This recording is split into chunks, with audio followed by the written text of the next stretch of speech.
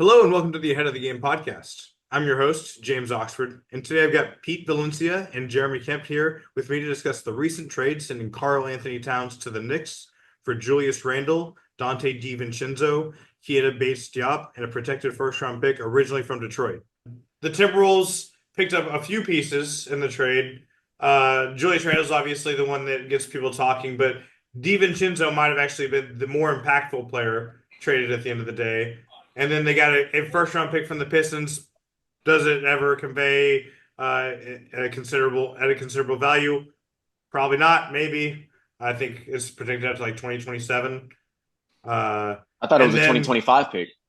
It's protected though. I think top 13, top 13 in 25, top 11 in 26, and I think top 9 in 27 or something like that. Wow, that'd be brutal if none of those convey. Right. It's got to convey. It's got to convey Pistons, at least. Man. You got a 1 in 3 shot. It's not conveying this year. That's for it's sure. The Pistons. Absolutely not. It is the Pistons. We shouldn't be so sure. We didn't even discuss them in our Eastern Conference conversation, which tells you how much you think about reason.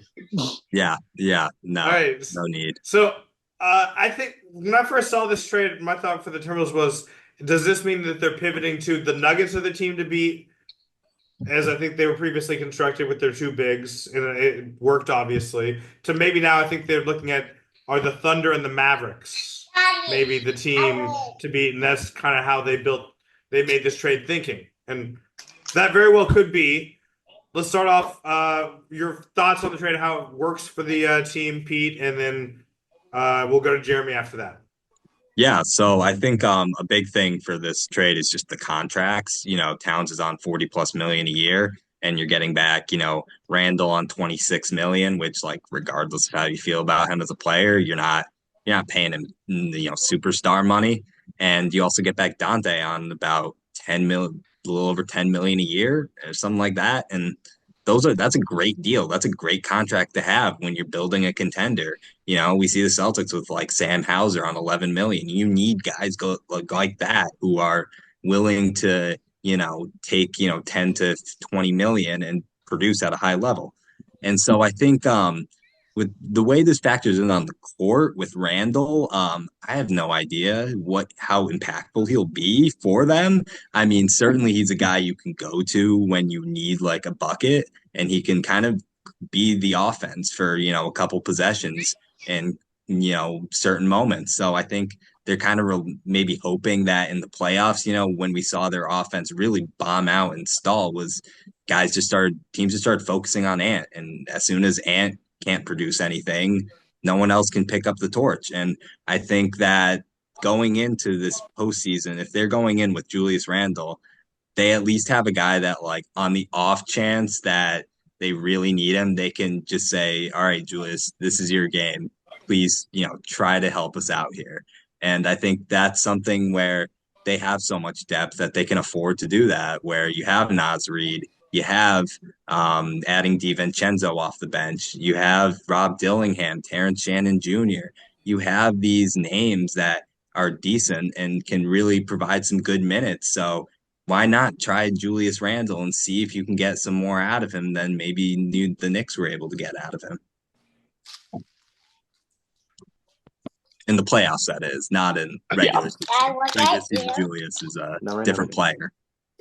Right. I think that's super interesting. And then they have Nickeil Alexander-Walker, who's almost kind of reinvented himself in Minnesota as a 3-and-D player. I think coming out, people were like, man, this guy maybe could be a bucket. Now he said, hey, I didn't succeed in that role. He's totally reinvented himself. I think more players should learn from him in regards to that. But again, they have names that could be interesting depth. DiVincenzo, I think, shores up a lot of like the maybes in their depth chart because he is flexible enough to play a little bit of backup 1, a little bit of backup 2. Jeremy, where are you at on the trade?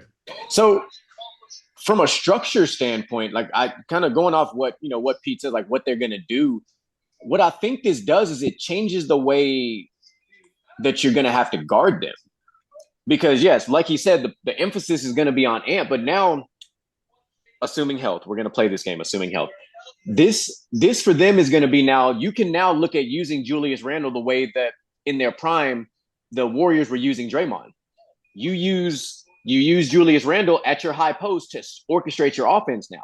Because now, if I can give the ball to Julius Randle on the high post, and now you've got Ant moving around. If you've got Ant and DiVincenzo on the floor together, I've got shooting on the floor. Obviously, we know Rudy Gobert is going to be whatever the heck a warm body on the offensive side of the ball. I mean, he may every now and again give you a couple, but it gives you a chance to take some pressure off. So even if you double team Ant, but he's able to get that ball to Randle on that high post, and he can attack and score, you're at some point going to have to call that double team off, because now Randle's killing you for shots, because he's known for making those shots inside the paint like that. So it changes the way you guard them, but it also tells me, because they traded Cat like they did, they opened up some money, which tells me they're probably going to be buyers in the buyout market.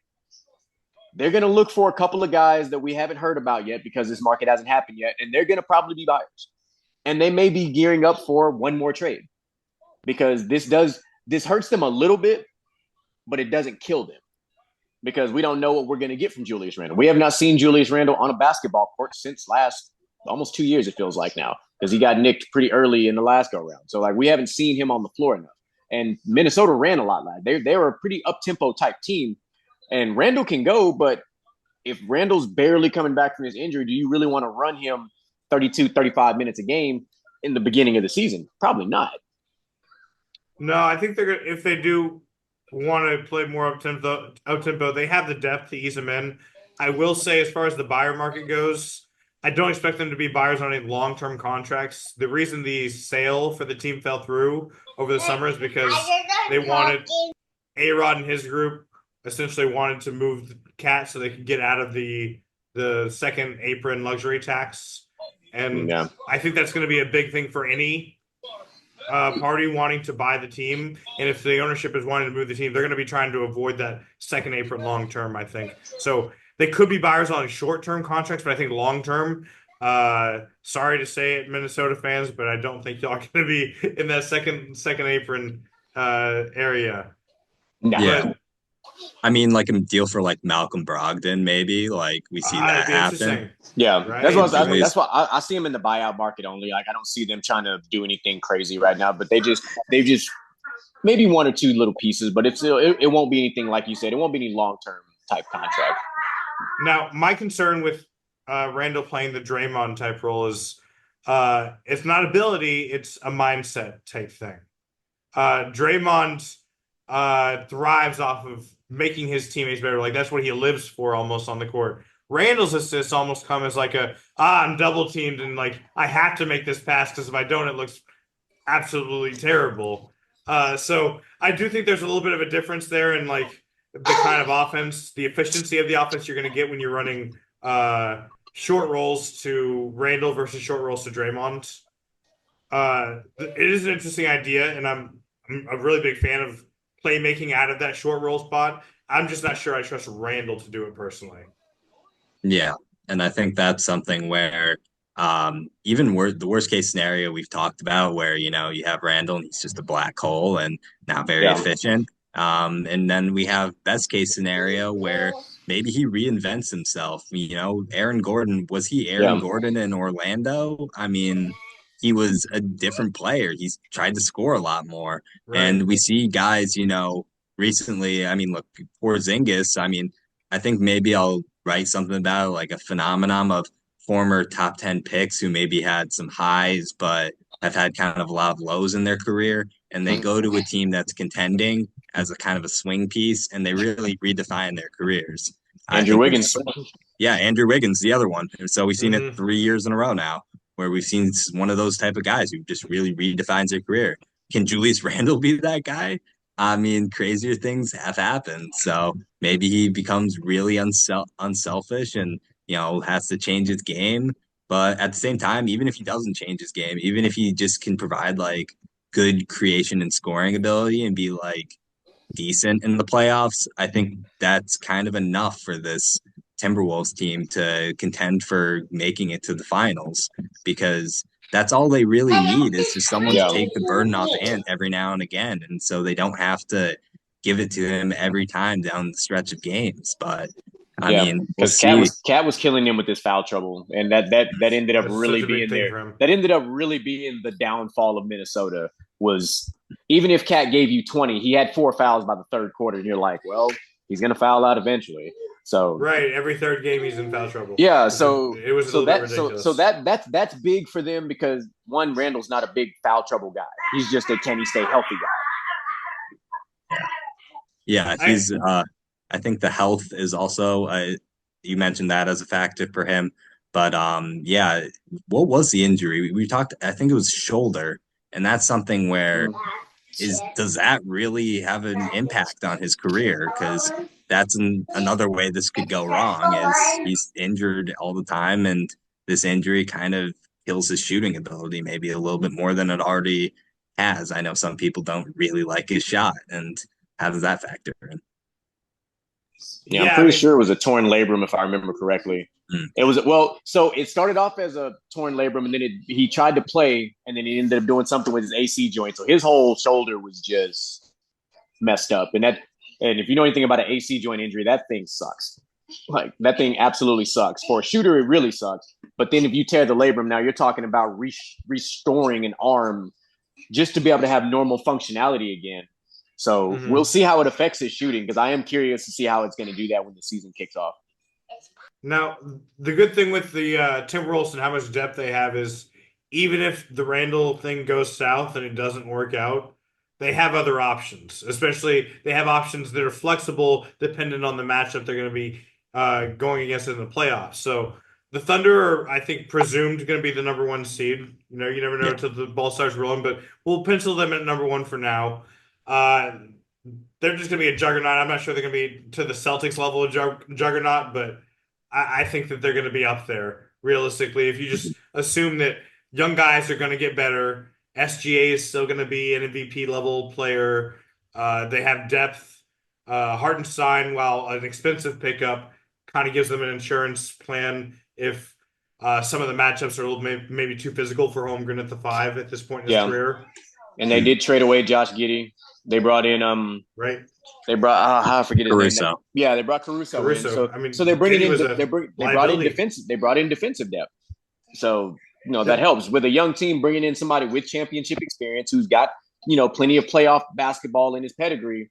That helps with this young team because he's played it at the highest level. So that's one of those trades that really fell under the radar. Nobody really paid attention to it because Josh Giddey was in the news for other things. So them trading him away was just like, oh, cool story, bro. He wasn't really a factor anyway. Not really. So right. Yeah, Caruso's a big deal, certainly, but they replaced Giddey with Topic, so they got another driving kick merchant. So I mean, that was a place where I'm really surprised they passed on Jared McCain.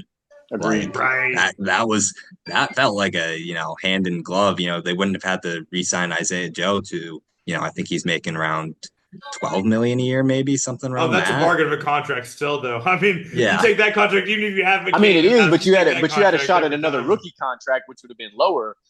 No, but you still take Joe on that contract. Because even if you say, hey, McCain, for sure, out, you can still trade Joe to anybody probably for you name your price at that point. Yeah, they have an embarrassment of riches at this point. Yeah, absolutely.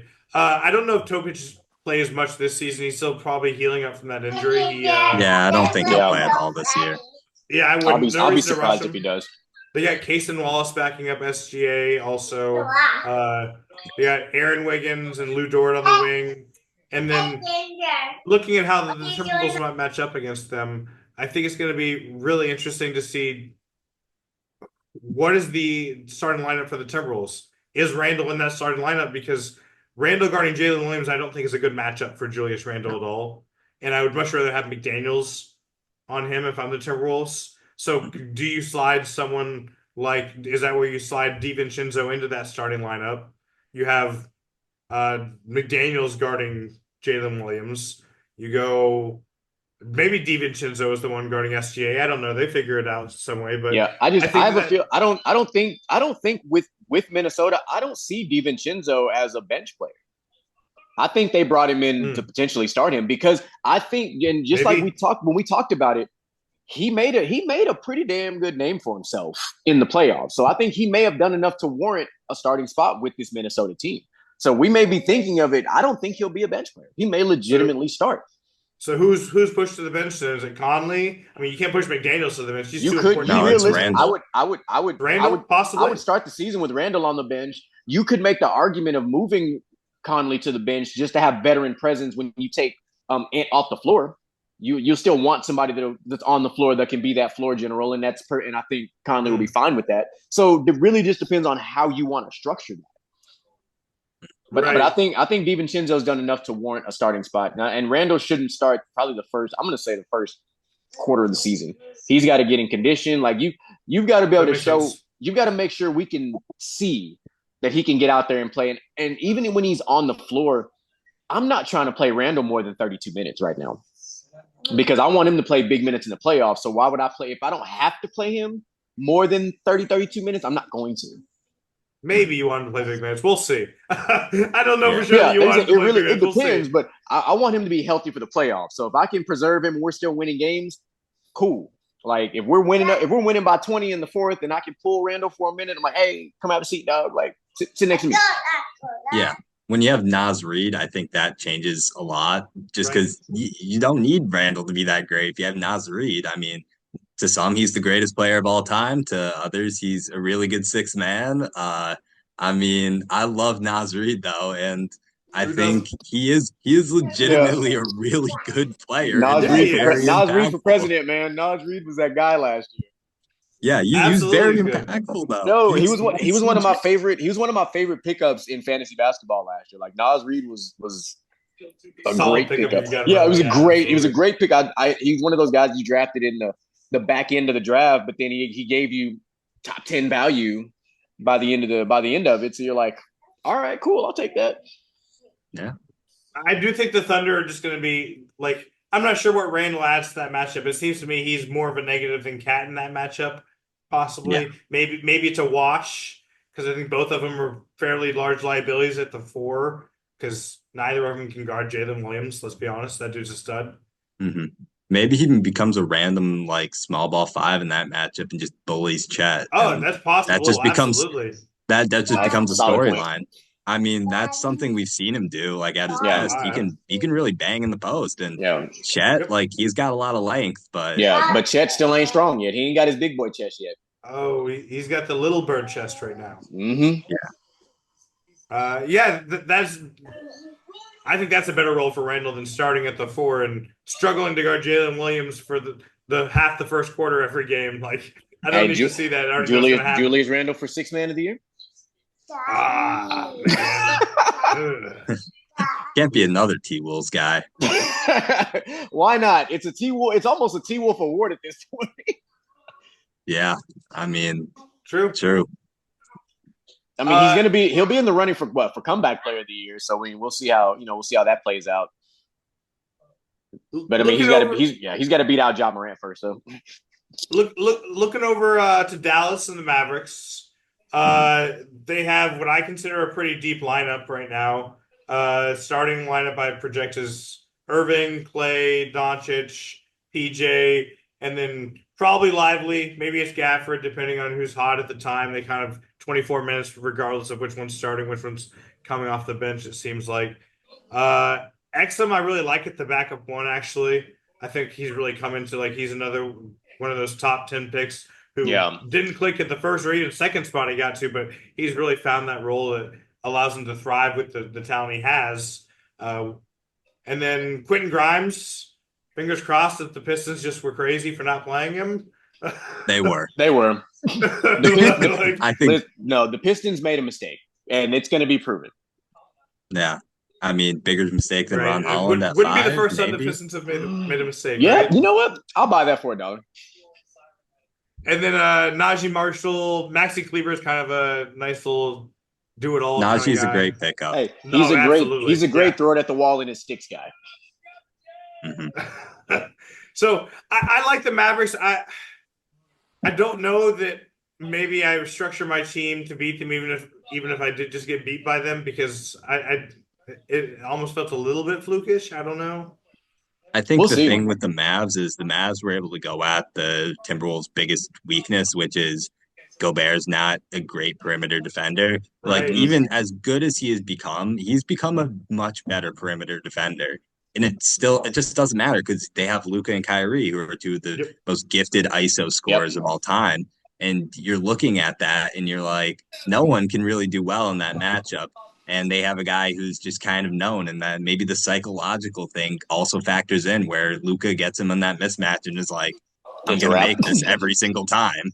Like it's just something where no matter how good he is, it kind of is just a bad matchup. But I mean, maybe they go Julius Randle at the 5 and we're thinking a different matchup. And I think the thing with the Mavs is that defense, that's not looking great on the perimeter if you have Kyrie, Clay, and Luka. Luka was a turnstile in the finals, and Kyrie, at least he fought.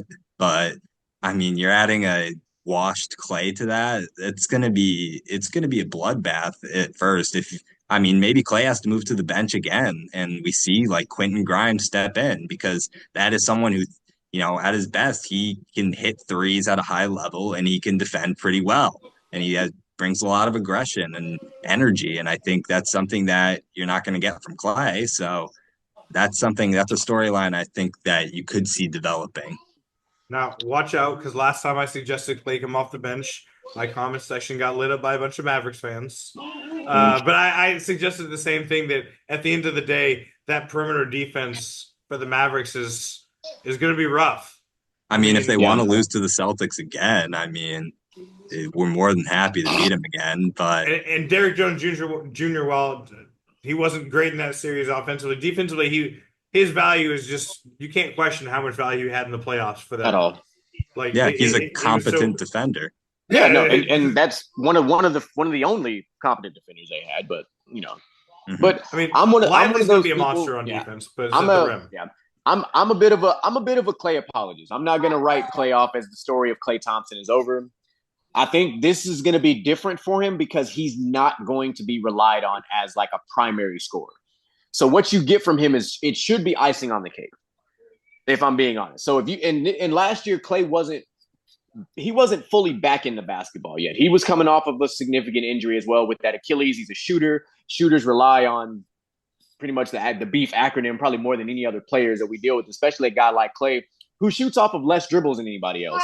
So now that he's had that whole season of last year, now he's had this off season, you're hoping that he comes into this season now where he's like, okay, if Clay gets into a groove and he can consistently give you, let's say 17 to 20 a game, you'll take that because that's enough of a contribution that Dallas didn't have last year on the offensive side of the game. My pushback on the Clay point is that if all he's giving you is scoring, because he doesn't give you the defense anymore, if all he's giving you is scoring and you're saying, well, that's the icing on the cake kind of, well, he can't give you 0 on some nights to start. We can't have a 0 and no defense out of a starter for a competitive team. My Instagram comments always remind me that Clay went 0 for 10 in an elimination game. So, I think relying on that guy for only offense is going to be interesting to say the least. But again, I think he just has to embrace being a 6th man, honestly, and coming off the bench. He has to be like Ray Allen on the Heat because, frankly, he's just no matter how healthy he gets, he's not going to be the same. The knees aren't the same. The body isn't the same. He can't move side to side the way he once could, and that's just life. And I think it's going to be interesting to see if he accepts that or if he just kind of is like, nah, I'm going on my boat with my dog because he's a simple guy. Maybe he will do that.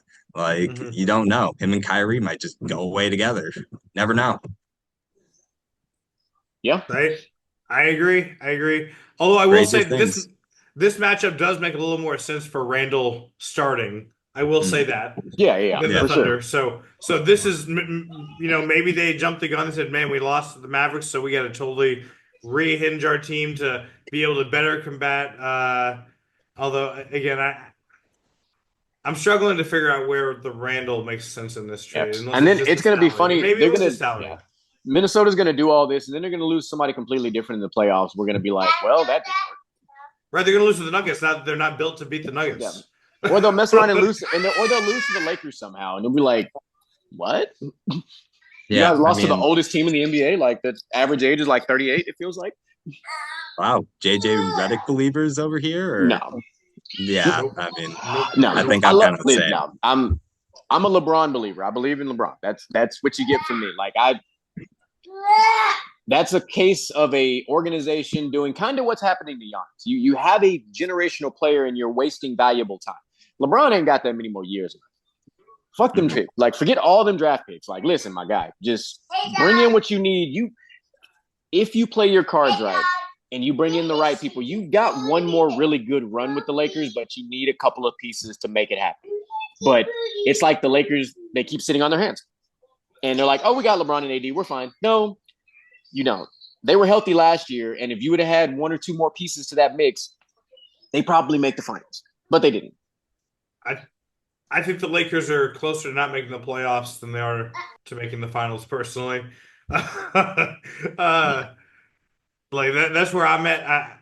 But let's move on to one last team before we wrap up. The Nuggets, the team that the Timberwolves did knock out last year after kind of they found that formula that worked against them, or maybe it was a fluke win. Who knows? Formula fluke win. It doesn't really matter at the end of the day, right? Yeah. So Gobert guarding Jokic, I assume, is probably going to be the way they have to go now because they can't throw, like Randle can't guard Jokic, no way. No. I mean, maybe he's stocky and like kind of strong. I don't know. Yeah, but the problem is I think Jokic just works him on with the footwork. But the Jokic Gobert matchup, we've seen it. He's going to get Gobert in foul trouble, and it's going to be a problem. We've seen this already because Gobert tries. He tries to get physical with Jokic, but he can't. He ends up fouling him because Jokic is smart. Like Jokic is going to contort his body when Gobert does funny things with his hands, and he's going to draw those fouls. So if Gobert is in foul trouble, let's say they play 7 games. If he's in foul trouble 4 out of 7 games, how many of those games can Minnesota win with Gobert in foul trouble? Yeah, I mean, that's a fair point. And I think the thing with Julius, though, is he does have the strength, I feel like, if they wanted, like, we've seen Grant Williams do, like, a good job against Jokic. I feel like the way to go at Jokic is you need kind of someone smaller that is maybe like a 4 or 3, but has the strength to kind of hold him at least, not completely get run over. Yeah, and then I think like how Bam did it. Bam gave you a good. He put it on the film. Like Bam is exactly that build of guy you talked about. He's not super tall, but he's strong. He's our modern day Ben Wallace. Like he's that guy. Like he gives Jokic enough trouble to where he can't dominate the game like he would against pretty much anybody else.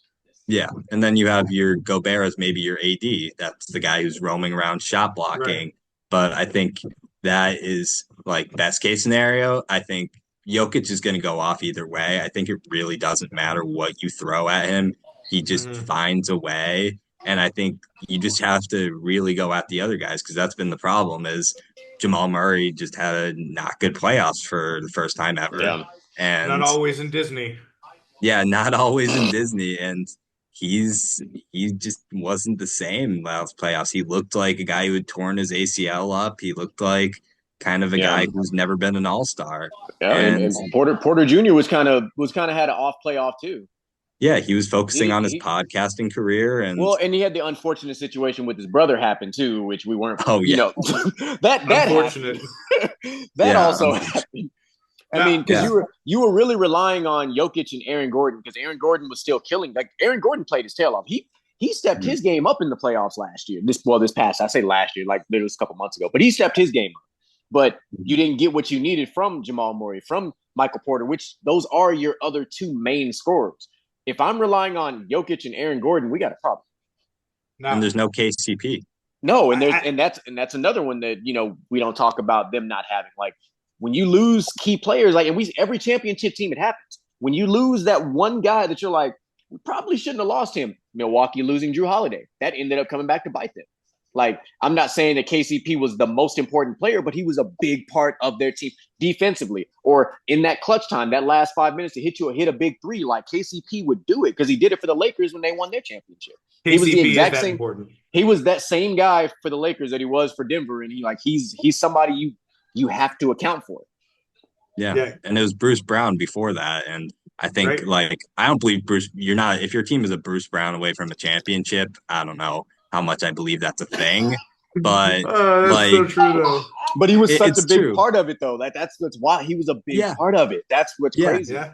And then when you lose KCP too, now you're looking at it's not just Bruce Brown. Now it's Bruce Brown and KCP. You're down from that championship team.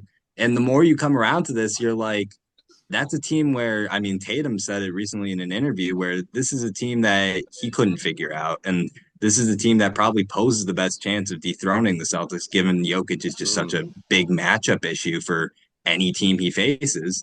And yet the rest of the team is just really letting them down. And they're down two guys that were key parts, and they're relying on, Peyton Watson and Christian Brown to really step up. And I like those guys.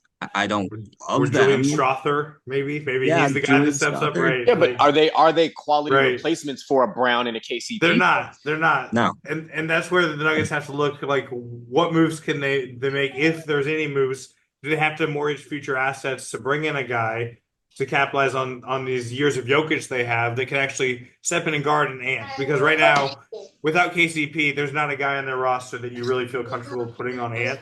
And that's probably where the series is won again if they play again. Yeah, I mean, that's the thing with this is, does the ownership have the appetite to add like another person and maybe, luxury tax is a little higher? Like, we don't know because they let KCP walk. It's not like Orlando offered him an absurd contract. No. They gave him a decent deal. And if Denver's not going to match that to retain a key member of a title squad, I don't know how much I trust the ownership to really be aggressive in pursuing big name trade or pursuing another piece. And before we forget, let's not forget they may have signed their detriment piece by bringing in Russell Westbrook. We have to remember that also always happened. Possible. So what are we really going to get from Russell Westbrook? We're going to get turnovers. We know this. We're going to get, and that's the total opposite of Denver basketball. This is one of the better teams that doesn't turn the ball over a lot. When you bring in a guy like Westbrook, who turns the ball over quite a bit because of his style of play. And what are you expecting to get from him? Period. Period. He's going to be in your starting lineup with Jamal Murray and do what? I hope not. I hope not. But these are actual questions that we have to think about. Is Westbrook going to accept a role off the bench? So you know what just popped into my head? Years back when Rondo was on the Mavericks, there's a picture that went popular of Rondo's defender not even guarding him. Rondo's trying to enter the pass into Dirk in the post, and the defenders are fronting Dirk as Dirk's defender's on his back. And I almost can see the same. Like, I'm predicting the same picture is gonna happen here, where Westbrook's trying to get the ball into Jokic, and Westbrook's guy has zero interest in guarding Westbrook with the ball, is instead preventing the entry pass. And I just think it's gonna happen. I want Westbrook to shoot 10 threes a game. I'm gonna leave him open. I'm gonna leave him open. I did see. I'm gonna get at least 8 rebounds. Oh, that would be bad. If you're a big believer in off-season workout videos, one thing I did see is he doesn't jump on it as much on his 3-point shot anymore. And I'm like, if that's like a real development, that is important, because the biggest problem with the shot has always been that he just jumps like as high as he can for no reason and like releases the ball on the way down. And you're like, why do you shoot like that? And now he's the reverse opposite of basketball mechanics. Yeah, now he's just doing a little hop, and the motion looks a lot simpler. And I'm like, you see it with like a guy like Naz Reid, and it's one of my biggest things with shooters is the guys who maybe have developed shots. You don't see a lot of jumping. You don't see a lot of like feet movement with those guys on their shots. And it gives them, these guys are so big and strong. They can reach from NBA distance without jumping. It should be more fluid at this level. Yeah. And Westbrook's looked forced. Yeah, making that adjustment, maybe it does help him. Maybe he can hit like 37% of his corner threes. Like, I'd take that. You're hoping. You're optimistic. I like your optimism. That's Denver. I see you 37 and raise you 32. That's Denver's ownerships. That's their idea, it seems like, because they haven't been serious about wanting to repeat, I don't feel. Yeah. If Westbrook hits 37% from the corner, then Jokic truly is the greatest point guard of our time. Facts. Yeah, I mean, seeing Westbrook hit 37% is going to be like me seeing Ben Simmons play 45 games in an NBA season. Yeah. All right. Well, Do we have any interest in talking Grizzlies, Suns, Oh, Kings? Grizzlies are the team this year that I'm on. I think they're a team that they're gonna bounce back in a big way. I mean, adding Zach Edey, that guy, he's An in good Edie shape. believer. He's in good shape, man, and that's a big boy. And you just think about they're gonna be running Jaren Jackson's so unique because he can space the floor. And you just think about what's gonna happen like when teams are just like trying to guard Edie with like a 6'10 center, and Ja's running pick and roll. Ja's going to beat you off the dribble anyway, and he can just throw it up to a 7'4 center to dunk it in. I mean, it feels a little too easy for them at times. And Taylor Jenkins is a great coach, man. They've developed some really good players. Vince Williams Jr. off the bench is a really, really nice young player. He can do a lot of things on the perimeter and can handle the ball as well. I think they're a team that's kind of like OKC build wise, but people don't give them the same love where they really have developed some good young players and they have the pieces that, things go right and everyone doesn't get hurt like it did last year. They could make a run. Their problem wasn't the amount of young talent they had, it was the amount of distractions surrounding that organization with their star player. Like, if my star player is constantly in the news for doing wild and exotic things, it's going to take away from the overall development of the team. Like, it would be one thing if he only had one incident, but he had multiple of the same exact type of incident, which is just crazy. And that does play a role in the development of, even in bringing in a veteran guy like a Marcus Smart. That helps, but it only helps so much. Like, yeah, Marcus Smart is a championship player, did all those things, but Ja is their guy. He's the one they paid all the money to. And if that's my guy that's in the most trouble off the court or getting into it with Shannon Sharp on the court, like, what are we actually doing here? Yeah. Yeah. I'm honestly not too worried about Ja being a future distraction. I think he's learned his lesson. Yeah, I do think he's kind of learned his lesson. I do want to circle back to this Edie thing because I have maybe a conspiracy theory here. I hear Triple J talking up Edie on like podcasts and stuff, and my conspiracy theory here is that Triple J, much like KG, never wants to play center, and so he's going to talk up Edie and say, "This is my guy. He's looking good. People are going to be shocked by him," so that he never has to play center full time. Because I think he's one of those guys who's like. And AD, if he had his way, probably would be one of these guys too. Edie was one of those guys. He was one of those guys I was watching, hoping that he fell to Miami in the draft because I was like, he was so close, and then so far at the same time. Yeah, I mean, I think the thing with him is if we're talking about a Timberwolves matchup, that front court matchup, you're talking about Randle versus Triple J. Triple J wins that easily. You're talking about Edie versus Gobert. That's not a slam dunk for Gobert. No. Like normally you'd think about like a player with Gobert's like career achievements going up against a rookie. You think that'd be a win for him, but it really isn't. And now you're talking about, all right, well, look at the Anthony Edwards. They have Vince Williams Jr. They have Marcus Smart. They have guys that could throw it in. And that's going to make that could make that matchup real interesting. And I think the Grizzlies could get an edge in that series. My concern with Edie, and this is the reason I was a little bit more conservative on my projections on him coming into the draft, is that in the pick and roll coverage, like we're talking about Gobert can't come out on the perimeter. He really can't come out of the paint. Like realistically, elbow is the farthest he's going to be coming out. And even then, I don't think he's comfortable at the elbow. So like if the offense is running any kind of like flare action on the weak side, that defender is essentially playing 2-on-1 because Edie's going to be in the paint. And so that's my concern with Edie. And I think that the Timberwolves probably don't have a great way to make the Grizzlies pay for that. So as far as matchups go, this is probably a favorable matchup for the Grizzlies, I do think. Yeah, and they can swap in Brandon Clark, and he's coming back, and they have these options. Jaren Jackson can play the 5 if he for like small minutes. The rebounding gets a little bit suspect. I will say does, but JD doesn't want to play the 5 for good reason, maybe. No, but it's still a good quality move to change up sometimes. And talking about the thing with Edie, like your best bet with him is if you're going to get the switch on a pick and roll, is to get him to switch on to Anthony Edwards on a short corner.